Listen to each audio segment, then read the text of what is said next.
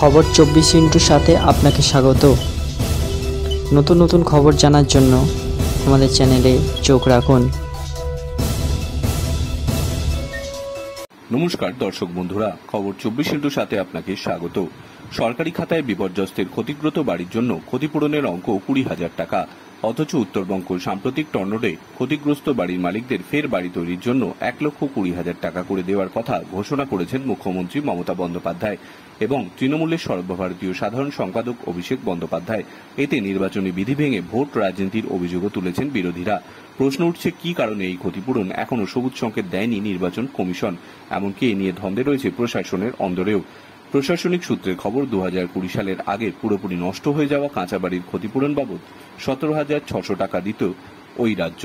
এই বছরেই 25 জুন রাজ্য জানায়, আমপানকে বিশেষ ঘটনা ধরে পুরোপুরি ক্ষতিগ্রস্ত পাকা এবং কাঁচা বাড়ির জন্য 20,000 টাকা করে অনুদান দেওয়া হবে, আর বাড়ির আংশিক ক্ষতির জন্য সেই অঙ্ক হবে 5,000 টাকা করে। 2021 সালের 27শে সেপ্টেম্বর জেলা শাসক ডিভিশনাল কমিশনকে লিখিতভাবে রাজ্য জানায় যে স্টেট এক্সিকিউটিভ কমিটির অনুমোদক ক্রমে পুরোপুরি ক্ষতিগ্রস্ত কাঁচা বাড়ির জন্য 20,000 টাকা করে ক্ষতিপূরণ দেওয়া হবে। কিন্তু এখন বিরোধীদের অভিযোগ, ভোটের মুখে উত্তরবঙ্গে এখন সেই 20,000 টাকার বদলে তার 6 গুণ বা 1,20,000 টাকা দেওয়ার কথা বলছে মমতা বন্দ্যোপাধ্যায়ের দল এবং প্রশাসন। রাজ্যের বিরোধী দলনেতা শুভেন্দু অধিকারী এক্স হ্যান্ডেলে অভিযোগ করেন, 9 এপ্রিল ক্ষতিপূরণ অনুমতি দেয়নি কমিশন। তাতে বলা হয়, কমিশনের অনুমোদন দিচ্ছে, তবে শর্ত হল সরাসরি উপভোক্তাদের সেই ক্ষতিপূরণ দিতে হবে চালু দরেই এবং তার মধ্যে কোনো রাজনৈতিক ব্যক্তিত্ব জড়িয়ে থাকতে পারবেন না। কিন্তু এই ক্ষেত্রে সেই শর্ত উড়িয়ে প্রতিশ্রুতি দেওয়া হয়েছে।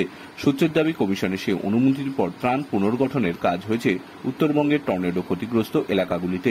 সরকারি বিধি অনুযায়ী 20,000 টাকা করে ক্ষতিপূরণও দেওয়া হয়েছে। তবে মমতা বা অভিষেকের ঘোষিত 1,20,000 টাকার অনুমোদনের কমিশনের থেকে এখনো পাওয়া যায়নি বলেই সূত্রের খবর। যদিও নির্বাচনী প্রচার সভা থেকে অভিষেক কার্যত চ্যালেঞ্জ ছুড়েছিলেন, নির্বাচন কমিশন আমাদের সরকারের বিরুদ্ধে কেস করতে চাইলে করতে পারে, কিন্তু আমরা অর্থ সাহায্য করবই।